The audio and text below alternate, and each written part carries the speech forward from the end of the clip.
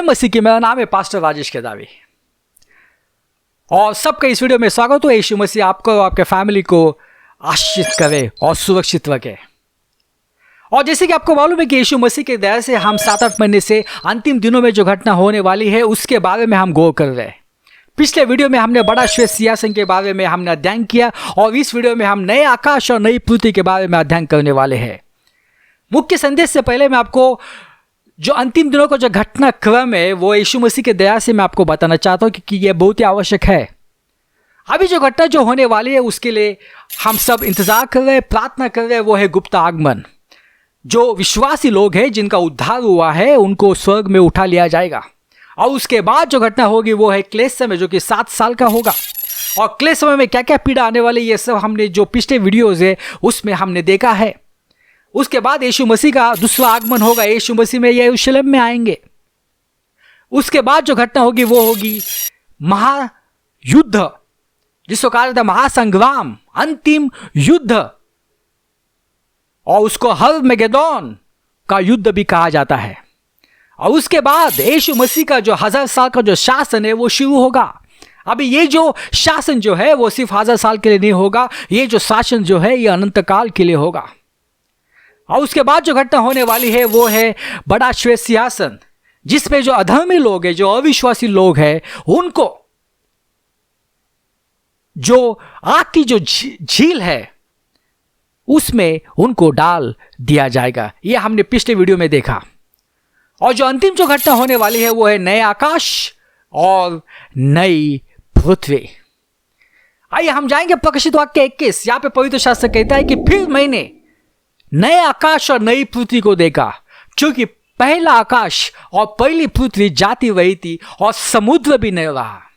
तो इसका मतलब क्या है? जिस पृथ्वी के ऊपर आज हम रहते हैं वो अनंत काल के लिए नहीं है, वो सिर्फ थोड़े सालों के लिए है। तो ये जो पृथ्वी है वो जाएगी और उसके बदले नया आकाश और नई पृथ्वी आएगी। तो आगे जाने से पहले हम कुछ हमारे पृथ्वी के बारे में और स्वर्ग के बारे में कुछ हम जानकारी ले लें। अगर हम जो साइंटिस्ट जो है या तो मीडिया जो है, अगर उनसे आप सवाल करेंगे कि इस धरती की उम्र कितनी है, तो वो बताएंगे इस धरती की उम्र है 4.5 अरब साल। अभी 4.5 अरब साल यानी बहुत साल। मगर जब वो ऐसा बताते हैं कि 4.5 अरब साल है तो वो बताते नहीं है कि पहले 1000 सालों में क्या हुआ, दूसरे 1000 सालों में क्या हुआ, कौन से प्राणी थे, क्या चल रहा था इस धरती के ऊपर, पहले अरब साल में क्या होता था। ये उसका उत्तर वो देते नहीं है। वो कहते कि जो चट्टान जो होती है उस चट्टान से हमें पता चलता है, उस चट्टान की हम अध्ययन करते हैं और हमें पता चलता है कि इस धरती की उम्र इतनी है। मगर ये तो कोई पक्का सबूत नहीं है। पवित्र शास्त्र में आपको पक्का सबूत मिलेगा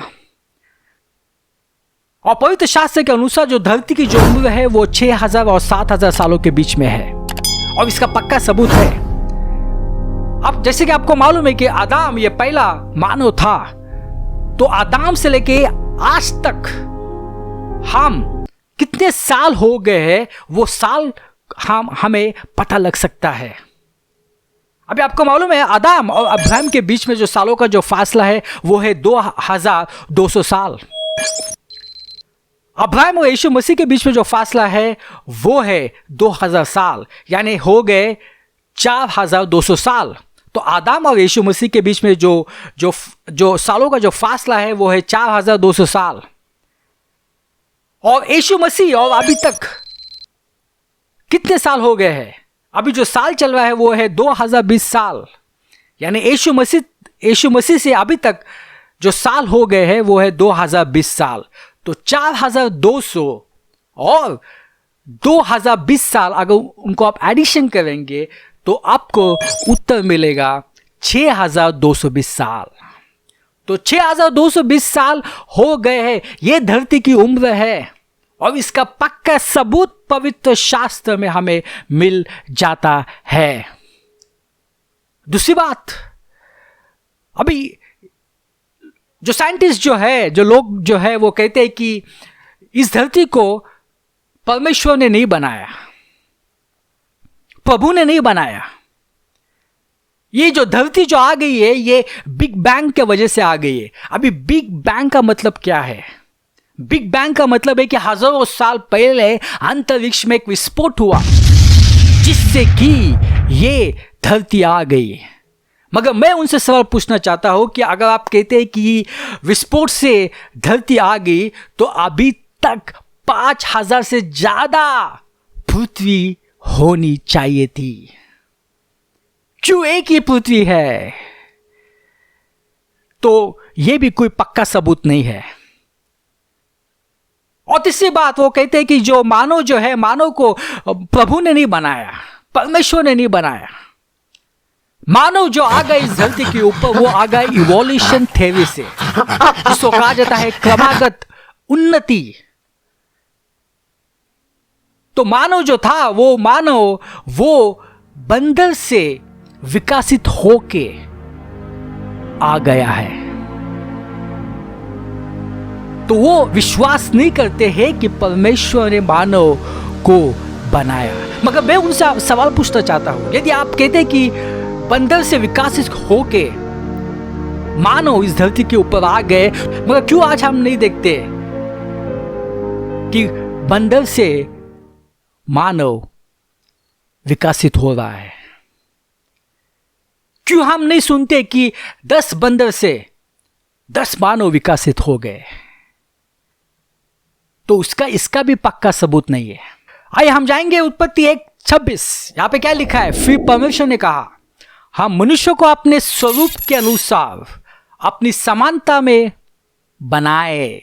यहां पे क्या कहा है परमेश्वर ने? कि हम मनुष्य को अपने स्वरूप के अनुसार, बंदर के स्वरूप के अनुसार नहीं, अपने स्वरूप के अनुसार अपनी समानता में बनाए। और वे समुद्र की मछलियां और आकाश के पक्षियों और घरेलू पक्षियों और सारी पृथ्वी पर और सब रेंगने वाले जंतुओं पर जो पृथ्वी पर रेंगते हैं अधिकार रखे। तो इस वचन से हमें पता चलता है कि हम जो बने हैं, हम बने हैं परमेश्वर की स्वरूप में बने हैं, परमेश्वर की समानता में हम बनाए गए हैं। हम बंदर से विकसित होके इस धरती पे नहीं आए।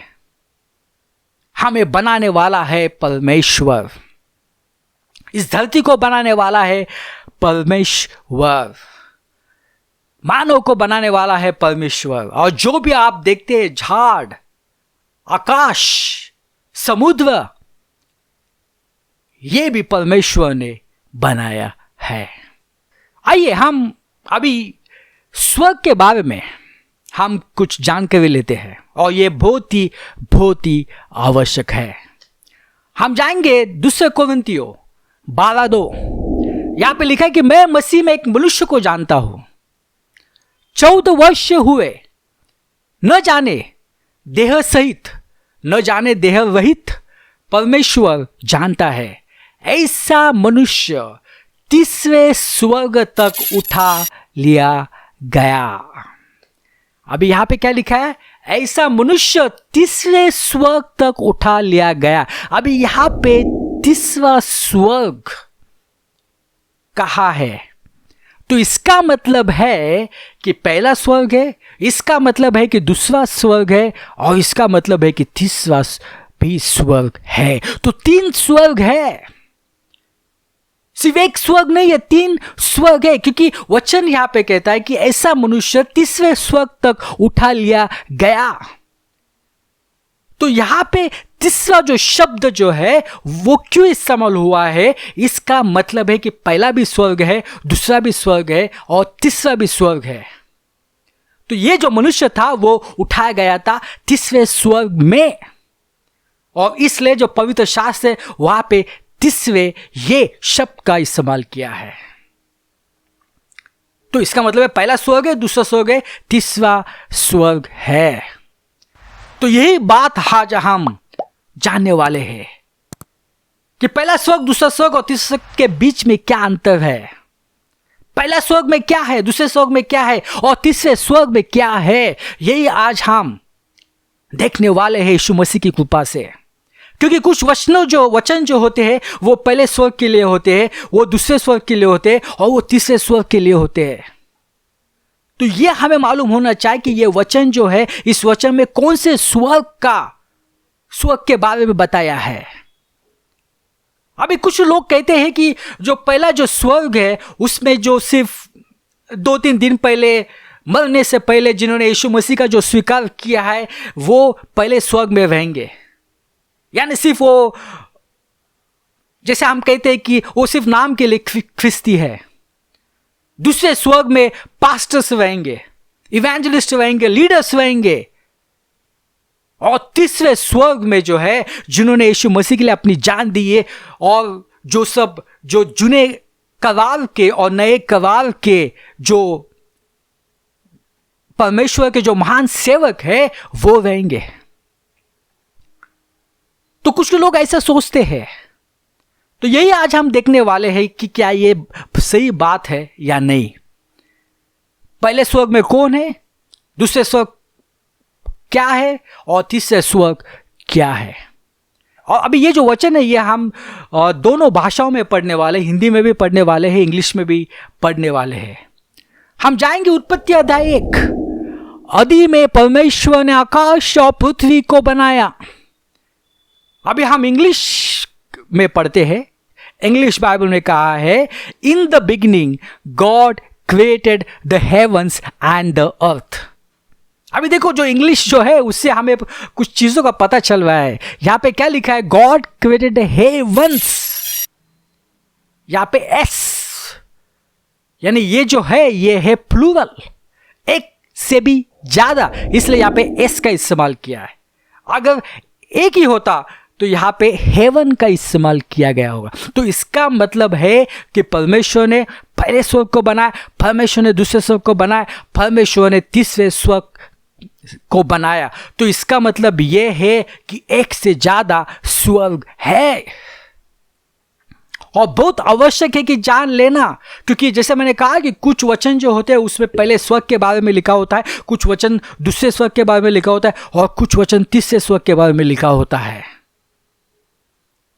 तो आइए हम आगे जाने से पहले हम कुछ हम जो पृथ्वी है और उसके आसपास जो वायु होता है उसके बारे में आज हम जानेंगे, ताकि आपको समझ में आए यीशु मसीह की कृपा से कि पहला स्वर्ग कहां पे है, दूसरा स्वर्ग कहां पे और तीसरा स्वर्ग कहां पे है। अभी आपको मालूम है वायुमंडल। अभी ये वायुमंडल क्या है ये तो आपने सब ने पढ़ा होगा। अभी आपको मालूम है कि पृथ्वी जो है वो अलग अलग वायु से वो घिर गई है। अलग अलग वायु होते हैं, जैसे कि नाइट्रोजन, जैसे कि ऑक्सीजन, कार्बन डाइऑक्साइड। तो ऐसे से वायु से अपनी जो पृथ्वी है वो घिरी हुई है और उसको ही कहा जाता है वायुमंडल। वायु का मतलब होता है गैस। और ये जो वायुमंडल जो है वो पृथ्वी से 10,000 किलोमीटर तक फैल गया है। और इस वायुमंडल में अलग अलग परत होती है, इंग्लिश में कहा जाता है लेयर्स। तो ये जो अलग अलग जो परत होती है उसका ध्यान हमें होना बहुत आवश्यक है। तो पहली जो परत जो होती है वो सबसे जो नीचे जो होती है जिसमें हम सांस लेते हैं वो है शोभ मंडल, जिसको इंग्लिश में कहा जाता है ट्रोपोस्फियर। अभी ये जो होती है ये धरती से 8वां किलोमीटर तक फैल गई है। तो धरती से 8वां किलोमीटर तक क्या होता है, शोभ मंडल। और यहां पे बहुत सारे वायु होती है और यहां पे जो तापमान होता है वो तापमान में हमेशा बदलाव आता है। यहां पे मौसम होते हैं, बारिश, ठंड, ये सब अलग अलग मौसम होते हैं। यहां पे बादल होते हैं। तो ये सब जो होता है ये शोभ मंडल में होता है। तो पृथ्वी से ये जो शोभ मंडल जो है वो 8वां किलोमीटर तक फैल गया है। अभी 18 से 50 किलोमीटर तक जो मंडल है उसको कहा जाता है समताप मंडल। अब ये समताप मंडल क्या है, जिसको इंग्लिश में कहा जाता है स्ट्रेटोस्फियर। अभी आप तो सब हवाई जहाज में बैठे रहेंगे, तो हवाई जहाज जो है वो हमेशा जो समताप मंडल जो होता है उसके ऊपर से वो हमेशा उड़ा करता है। क्यों? अब यहां पे उसको कहा जाता है समताप मंडल। इसका मतलब क्या होता है कि उसका जो तापमान जो होता है वो तापमान जो होता है वो समान होता है। ये क्षोभ मंडल जैसा नहीं होता है। इसका तापमान क्या होता है, एक जैसा होता है और इसमें कुछ मौसम नहीं होते, शांत रहता है। और इसलिए जो हवाई जहाज होते हैं वो हमेशा इस मंडल के ऊपर से वो उड़ते हैं। और उसके बाद 50 किलोमीटर से लेके 80 किलोमीटर, ये मैं सब ऊपर की बातें कर रहा हूं, होता है मध्य मंडल। और इस मध्य मंडल में क्या होता है कि एक ओजोन की एक लेयर होती है। और आपको तो मालूम है कि जब उल्का पिंड जब वो पृथ्वी के ऊपर आती है तो इस मध्य मंडल में वो आके वो जल जाती है। यानी इससे हमें बहुत फायदा मिलता है। वो धरती के ऊपर आके धरती के ऊपर गिरती नहीं है, यहां पे वो जल जाती है। तो ये मध्य मंडल होता है 50 और 80 किलोमीटर के बीच में। अभी इसके बाद 80 किलोमीटर और 640 किलोमीटर में जो होता है वो है ताप मंडल। और ताप मंडल के दो हिस्से होते हैं, वो है आयन मंडल और आयतन मंडल।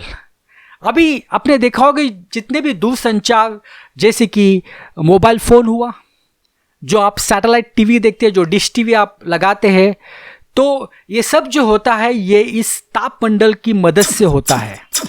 और जो उपग्रह होते हैं, जो सैटेलाइट्स रहते हैं, वो इसी मंडल पे होते हैं। और उसके बाद जो होता है वो है बाह्य मंडल, जो 640 किलोमीटर के आगे से होता है। तो ऐसे 5 मंडल होते हैं। और उसके और 100 मंडल भी होता है उसके ऊपर।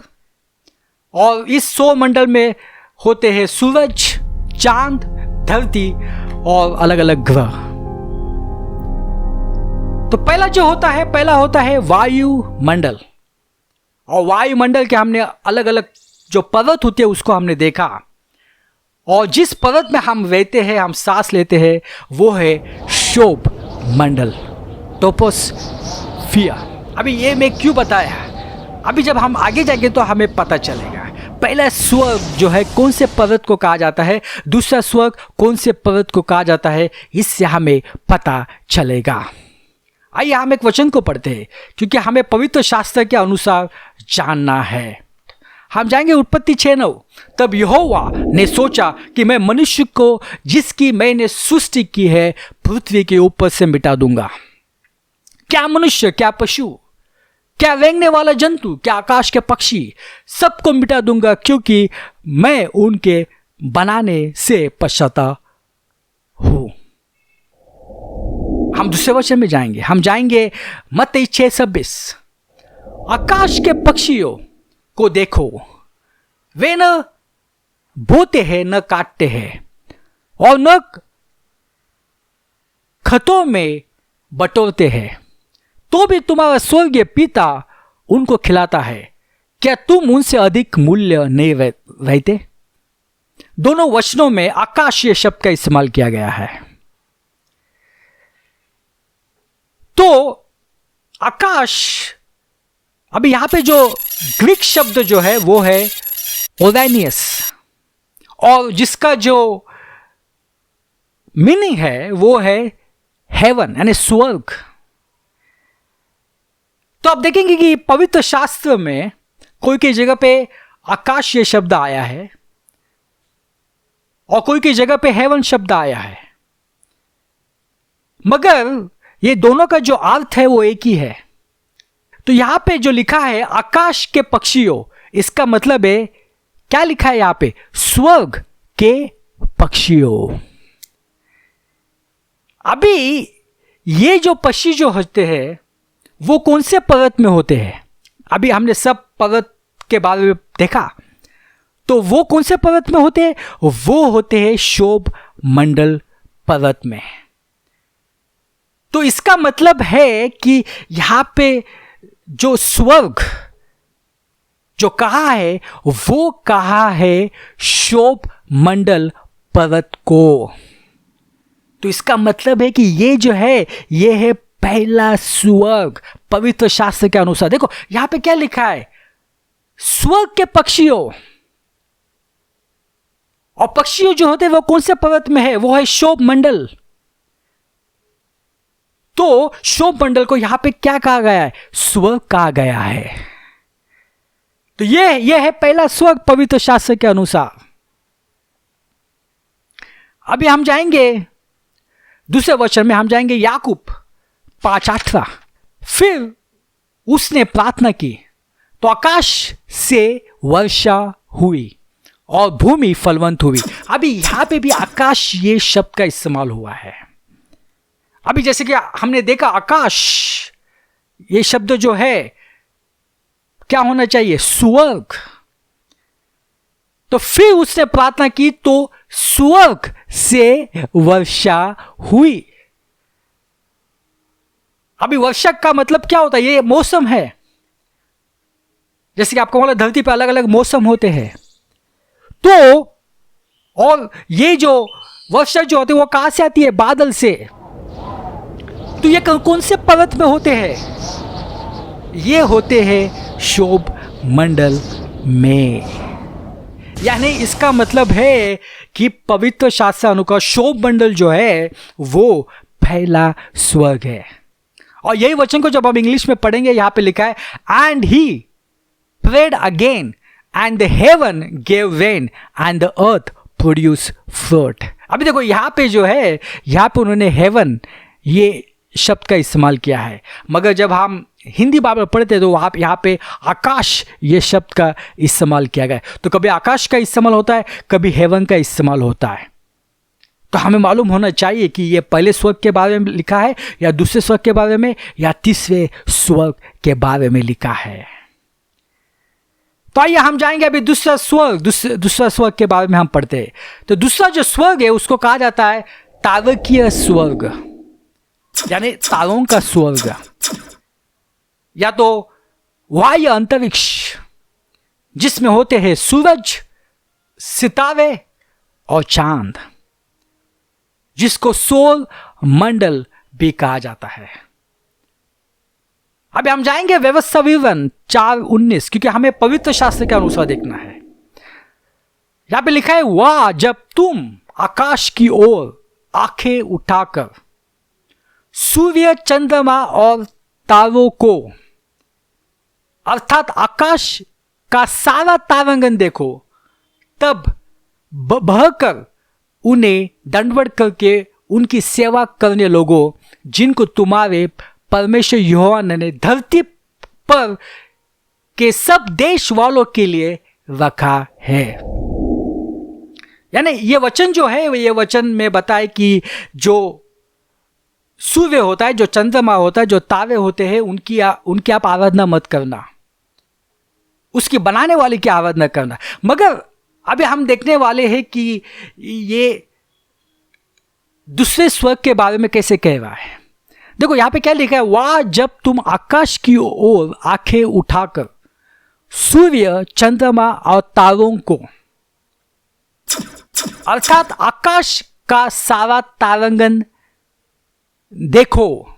अभी देखो यहां पे आकाश ये शब्द का इस्तेमाल हुआ है। अभी आकाश यानी क्या? स्वर्ग।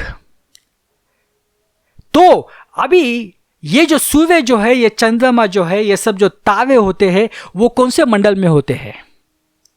ये होते हैं सौर मंडल में।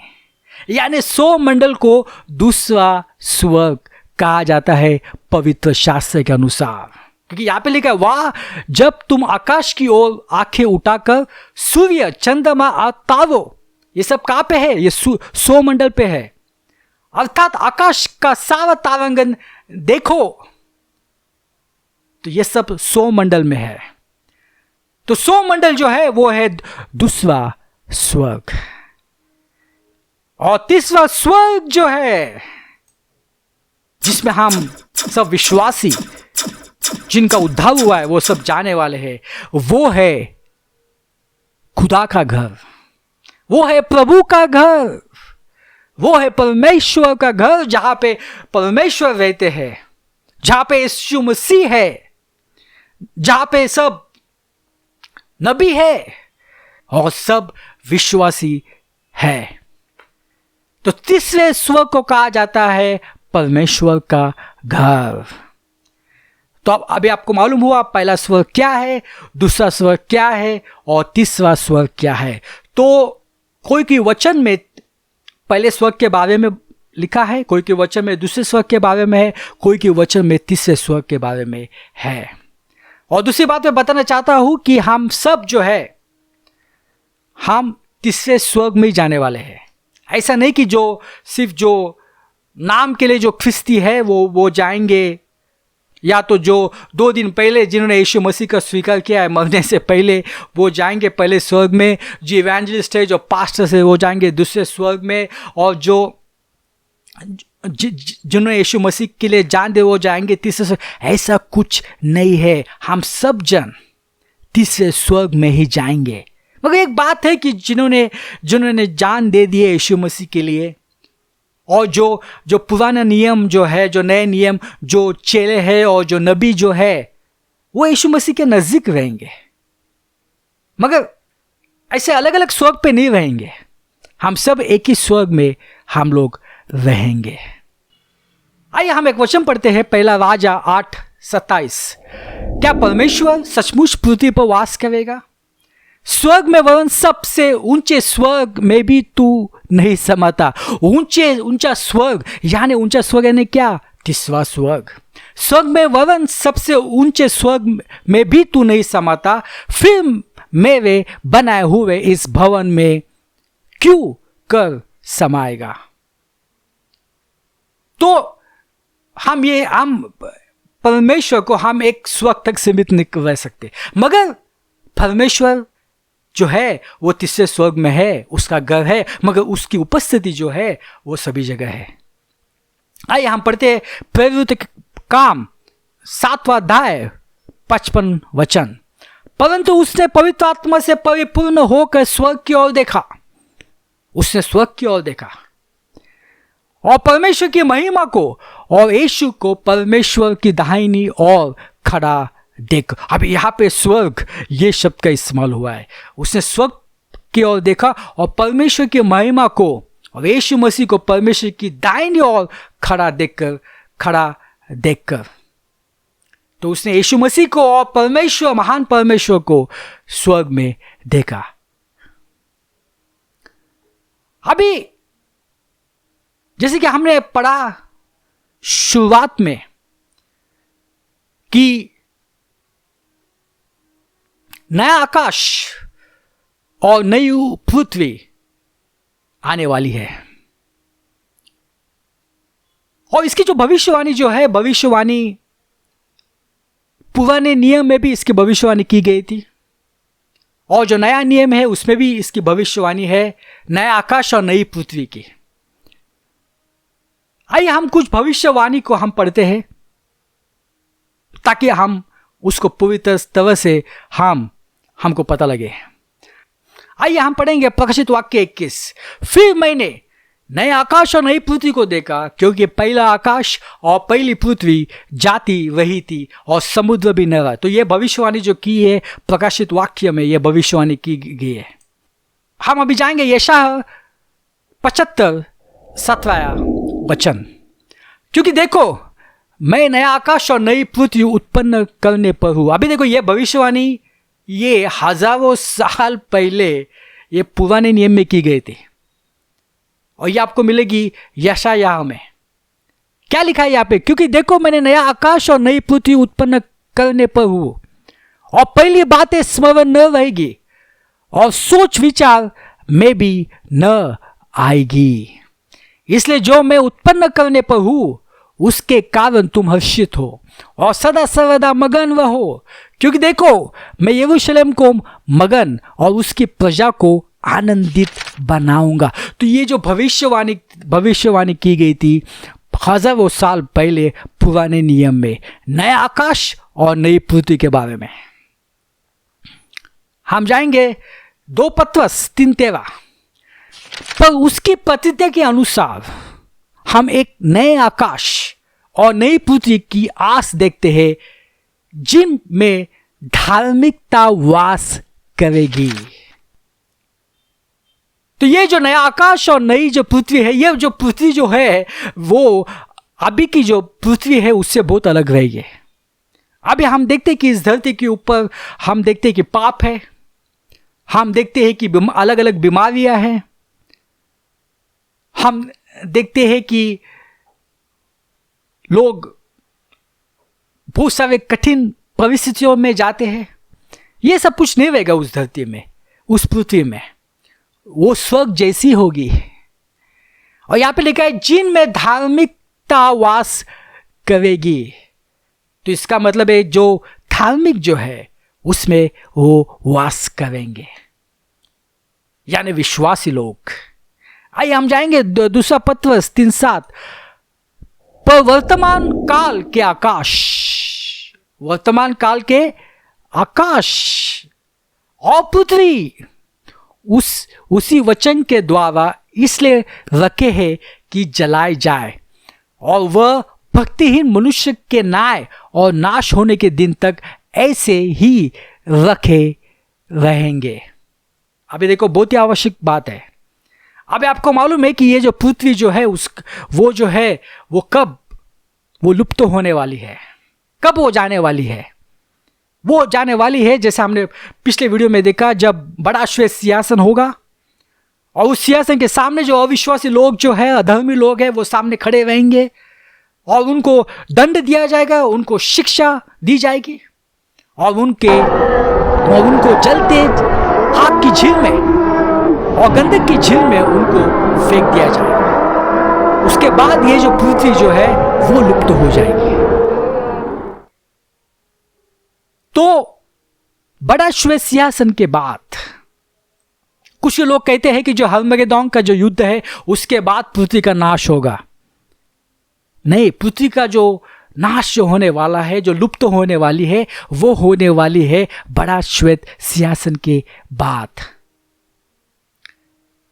अब यहां पे लिखा है पर वर्तमान काल के आकाश और पृथ्वी उसी वचन के द्वारा इसलिए रखे कि जलाए जाए। यानी उसका नाश कैसे होने वाला है?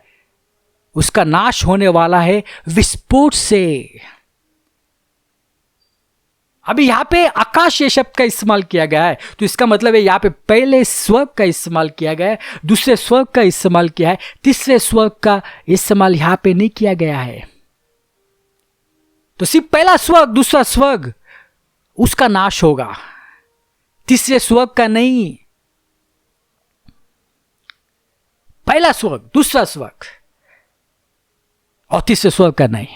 हम जाएंगे दूसरे वचन में, मत्ती 24:35। ये तो वचन आपको मालूम होगा, क्या लिखा है? आकाश और पृथ्वी टल जाएंगे परंतु मेरी बातें कभी न टलेगी। अभी यहां पे क्या लिखा है? आकाश और पृथ्वी टल जाएंगे। तो यहां पे जो है, यहां पे पहला जो स्वर्ग है, जो दूसरा स्वर्ग है, उसके बारे में लिखा है, क्योंकि वो टल जाने वाले हैं, उसके साथ पृथ्वी भी टल जाने वाली है, मगर जो तीसरा स्वर्ग है उसका वो टल नहीं जाएंगे, परंतु मेरी बातें कभी न टलेगी। तो यहां पे भी देखो भविष्यवाणी की गई थी, आकाश और पृथ्वी टल जाएंगे, जिसको इंग्लिश में कहा जाता है heavens and earth will pass away. अभी बहुत सारे मसीहों को लगता है कि हेवन का मतलब है कि जो तीसरा जो स्वर्ग है वो भी उसका भी नाश होगा, और जो पृथ्वी है उसका भी नाश होगा, उसके बदले नया स्वर्ग आएगा, नई पृथ्वी आएगी। ऐसा नहीं है, तीसरा स्वर्ग जो है उसका नाश नहीं होगा, जो पहला स्वर्ग है, दूसरा स्वर्ग है, उसका नाश होने वाला है। इसलिए यहां पे आकाश ये शब्द का इस्तेमाल किया गया है, और पृथ्वी का, तीसरे स्वर्ग का नहीं। तो इस वजह से जब हम वचन पढ़ते हैं तो परमेश्वर की कृपा से हमें मालूम होना चाहिए कि ये वचन कौन से स्वर्ग के बारे में वहाँ पे लिखा है। और एक वचन जब हमने पढ़ा जिसमें तीसरे स्वर्ग का जो है, तीसरे स्वर्ग के बारे में लिखा है, उस वचन में क्या लिखा था? परंतु उसने पवित्र आत्मा से परिपूर्ण होकर स्वर्ग की ओर देखा। यहां पे आकाश ये शब्द का इस्तेमाल नहीं हुआ, यहां पे स्वर्ग का शब्द का इस्तेमाल हुआ है। यहां पे जो है तीसरे स्वर्ग के बारे में यहां पे लिखा है। तो भाइयों बहनों, बहुत आवश्यक है कि उद्धार पाना, और उद्धार जो है वो हमारे अच्छे बर्ताव से हमें उद्धार नहीं मिलता है, अच्छे कामों से हमें उद्धार नहीं मिलता है। मैं ये नहीं कह रहा हूं कि अच्छा काम मत करो, मगर यदि आप कहते कि अच्छे कामों से मुझे उद्धार मिलेगा, मुझे दान देने से उद्धार मिलेगा, मुझे उपवास करने से उद्धार मिलेगा, तो ये गलत बात है। हमारे कामों से हमें उद्धार नहीं मिलेगा, हमें उद्धार मिलेगा यीशु मसीह की कृपा से, और विश्वास रखने कि यीशु मसीह ने क्रूस के ऊपर जो महान काम किए, उसने हमारे लिए लहू दिया है, जिससे कि हमारे सब पापों की क्षमा हो गई है, भविष्य के पाप, भूतकाल के पाप, वर्तमान के पाप, और हम सब पापों से मुक्त हो चुके। यदि आप ऐसा विश्वास करते हैं तो आपका उद्धार हो जाएगा, और जब आपका उद्धार हो जाएगा तो आप स्वर्ग में हमेशा के लिए यीशु मसीह के साथ रहेंगे, क्योंकि आप अनंत काल के लिए आए। तो अनंत काल आपको स्वर्ग में बिताना है या नरक पे बिताना है, ये आपके ऊपर है। आपको सिर्फ यीशु मसीह के ऊपर विश्वास करना है, जो महान काम किए उन्होंने क्रूस के ऊपर, उसके ऊपर विश्वास करना है, आपका उद्धार हो जाएगा। आइए हम प्रार्थना करें। यीशु मसीह, धन्यवाद देते हैं ये समय के लिए, धन्यवाद देते तू महान परमेश्वर है, जो क्रूस के ऊपर तूने महान काम किए, इससे हमारे सब पापों की क्षमा हो गई है। हम प्रार्थना यीशु मसीह के नाम से करते हैं, आमीन।